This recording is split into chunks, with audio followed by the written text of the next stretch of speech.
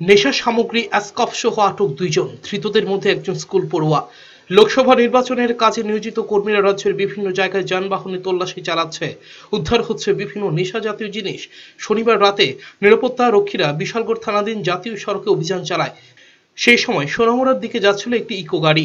Police গাড়িটিতে তল্লাশি চালিয়ে উদ্ধার করে অ্যাসকফ, গ্রেপ্তার করে গাড়ির চালক সহ 2 জনকে। 133 bottles रिकवर किया हुआ है। रिकवर किया मोहम्मद हन्ना मियाँ के पोजीशन से।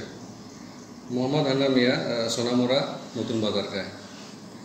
तो ये एक्चुअली एक पैसेंजर गाड़ी में जा रहा था, एक इको वैन TR07C0479।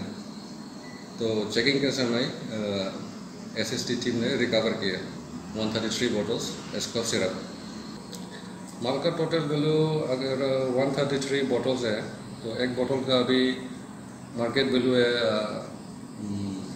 500।